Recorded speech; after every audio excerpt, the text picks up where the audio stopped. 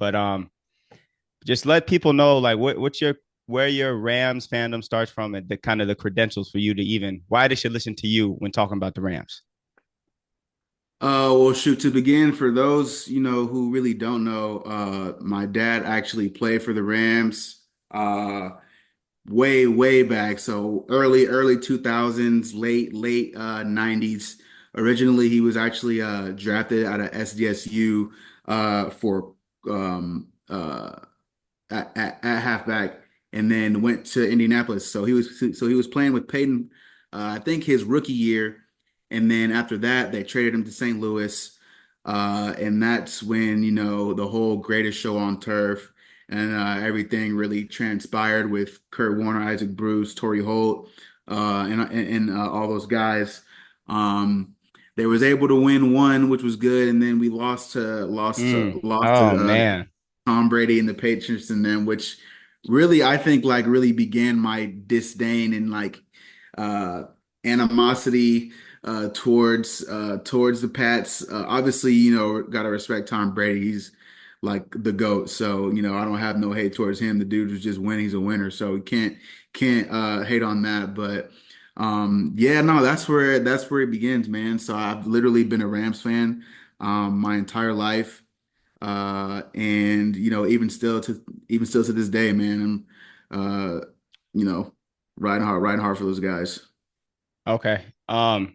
You brought up something that I really didn't even have never even thought about. So you saying that you have a hatred for the Patriots and Tom Brady and kind of the beginning of their dynasty ended that Rams dynasty. And we're gonna call it what it Basically, was. man, basically, obviously, the new age Patriots is a little bit different. It was more of how it was back then.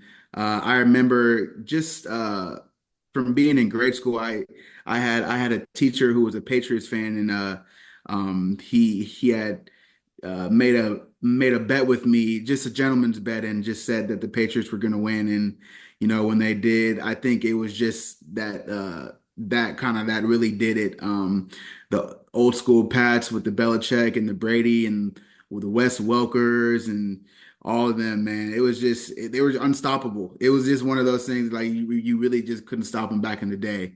Um, but yeah, they really were I think the final nail in the Rams' coffin after that. I mean, we won against Tennessee. I think I want to say it was in 2000. 99. Oh, You guys beat 99. yeah, 99's a year. That's the year where Yeah. homie extended across the goal Yeah. line. Literally short 99. of one Yeah. yard, man. Mm-hmm. 1 yard, but won that one, and then after that, just we couldn't get past the whole Brady hump, and then after that, they I forgot the exact year, but once they brought in Steven Jackson, you can kind of see where they were going, and it started to become a little bit more of Steven's backfield rather than his. So, Yeah. all respect to Steven too. I mean, they were both great backs. Oh, yes. People forget how Yeah, Steven Jackson was a horse, bro. He was a man. literally nobody would want to get in front of. He had a good long career, yeah, and he was fast. He was big. Yeah, being he was like who can he was kind of like a little bit of Derrick Henry before Derrick Yeah, Henry. Yeah. no, he Yeah, as you're was, and looking at with Steven. Yeah, that's no, yeah, but they did the fact that I'd say the first couple years. I'll kind of walk through this kind of this dynasty because like in a way this is kind of like where I started to get into football back in around 05, 06. Like when I first started paying attention. I'll get into that story as well. So yeah, so like I think they drafted him and they kind of ran the split hmm backfield. And yeah, Marshall Faulk was about he was still the starter 100%, but Steven Jackson's talent was just too undeniable to just you can't just keep him on the bench. You got and yeah, Marsh, you can't. yeah.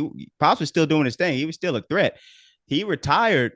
His retirement actually came as a surprise, low key, because he still had some left in the tank. It wasn't like even I feel like he had more left in the tank than even LT did when LaDainian Tomlinson retired. So it kind of was just kind of out of nowhere. But You know what play? Oh, my bad. I was just gonna go say ahead. what played a big part of it though was it was just the injuries, man. I mean, like he just had so many issues with his knees, especially at a position like that. Oh It's yeah, just like yeah. you're getting hit low almost like 80% of the time, man.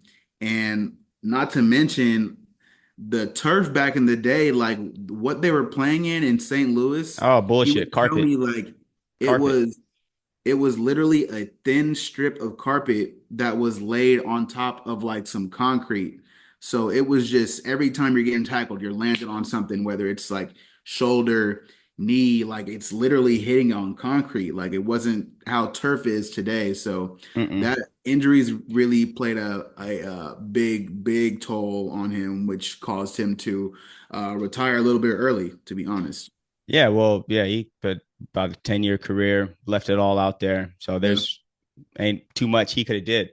yeah, What okay, yeah. So yeah, I'm trying to think because they lost in '01. In 99, they won, but and that was kind of they wasn't supposed to win. They kind of burst onto the scene with Kurt yeah, Warner. And then kind of somewhere after in between in 2000, the Ravens year, I forgot what happened with the Rams. Because I wasn't really paying attention back then like that. '01, you guys make it back. Then that kind of you guys were supposed to win that one. I think you guys had a better team that year than in '99. You yeah. I guys think were so yeah, too. yeah, yeah. So you guys were the favorite, and then the Patriots were kind of in the people forget that they were in the underdog role, kind of like, oh, these young guys have no chance with this backup quarterback starting the year, Cinderella Yeah. story type shit. Yeah, and then we kind of the rest is history with that, and then somewhere along the line, you guys, Kurt Warner, kind of goes through his trials and tribulations, kind of just his game digressed for that for whatever reason for that period of years. Yeah. I'm sure he's spoken about it, but and then you guys end up getting Mark Bulger, who was a baller. He was a good starting quarterback. Yeah, Mark Bulger. But and then, yeah, I remember playing Madden '05. That team was still legit. Mark Bulger, freaking. You guys had Holt. You guys still had Bruce. Yeah, man. Freaking yeah. We still had some key guys, and I do remember when Mark, joined the team too. He was slinging that thing too, man. So it wasn't like, I mean, obviously he wasn't any, he's not a Kurt Warner, but He made a couple Pro the Bowls. Made some Pro yeah, he Bowls. did. Yeah, Yeah. he did. So the drop off at that quarterback position wasn't significant enough to really deter us for being a great team. Mm-hmm.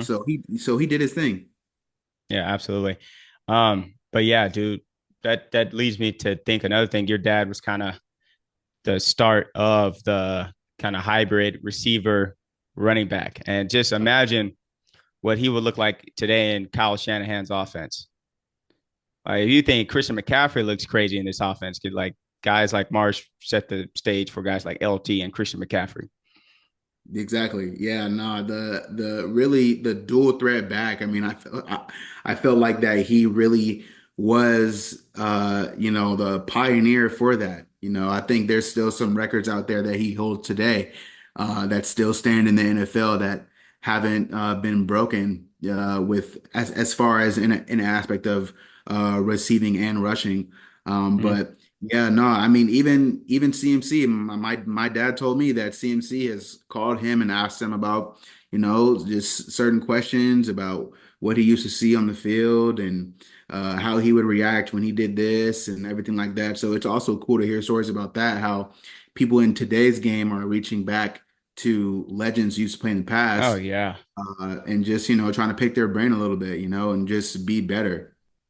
Yeah, because you think about back then, it was football was more conventional. Like you weren't really put in the year 2000, you weren't gonna go shotgun and put the running back outside with the linebacker at least 5, 7 times a game to give him Yeah. one on one with a fucking, especially the 2000s linebackers, 260 can't wipe his ass. You know what I mean? Yeah. So yeah, yeah. So it would yeah. It just I'm just thinking about what that would look like in today's game. That just lets you kind of gives you an aspect of how much the game has evolved.